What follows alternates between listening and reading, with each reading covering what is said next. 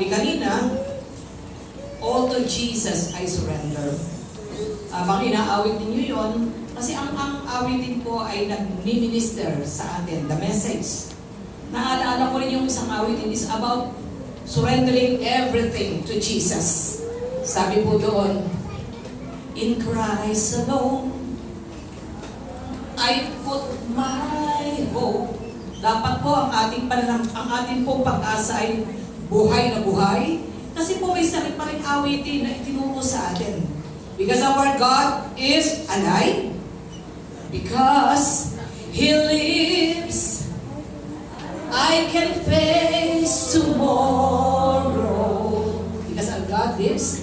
Because He lives. All fear, all worries, everything. All fear is gone. Where is your faith? Because I know He holds our future. And life is worth, and life is worth a living just because He lives. The just shall live by faith alone.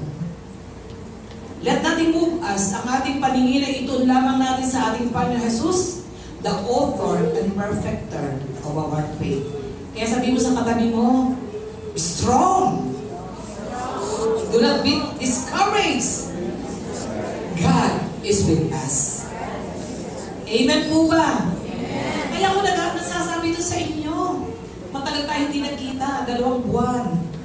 Lumanas po ako ng iba't ibang grabe po. Hindi ako makalakad, hindi ako makatayo. Ilang hakbang lang, humihingal na ako at ako'y nahahapo. Masakit ang buong right part of my body, especially may itong balakang ko, tuhod, ngimay ang 2 kong paa. But still, our God is a miracle-working God. He is the God that healed thee. By the stripes of Jesus, we are healed. Believe it, claim it, amen. At pag sinabi natin, hospital, pera yan. Ang Diyos ba po natin ay mahirap? No. Tingnan mo yung katabi mo, mayaman ka ba? Tanong mo. Mayaman ka. Pasagutin mo, mayaman ka ba? Anong sagot? Okay, magkakamali ng pagsagot. God, naririnig niya ang ating sasabihin. And the enemy. Ano may sasagot ito? Mahirap ka. Kung ano sinabi mo, there is power in our confession. Believe, tayo'y pinagpalang anak ng Diyos. Amen. Amen. Amen. Mayaman po ba tayo? Yes! Bakit? Ay, ang ating Diyos ay siya may-ari ng lahat ng bagay. Kanino ipamamana ng Diyos ang kanyang kayamanan? Sa atin, dahil tayo kanyang mga anak. Kayo, yung kayamanan ba niyo, ipamamana ninyo at ibibigay sa inyong kapitbahay? No! Siyempre, yung ating mga anak, yung ating pamilya. Where is your faith? Kaya po talagang ito pong month of March, at pinag-uusapan po natin, breakthrough kindness that brings favor.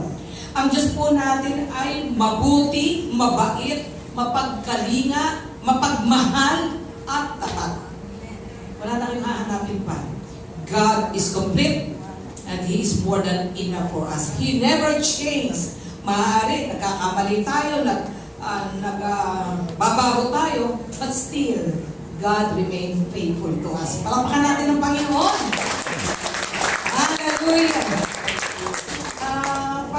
Pag mayroon pong mga challenges, pag mayroon pong mga burden, problema, sakit karamdaman, whatever, ano man po ang ating nararanasan, ang Diyos po ay sinlapit lang ng dasal.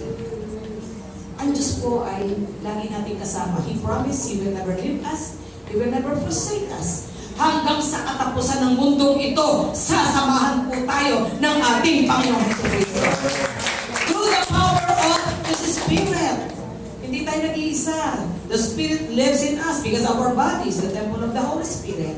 So sa lahat ng laban, kasama natin ng Panginoon. Our battles is the Lord, and the victory is ours.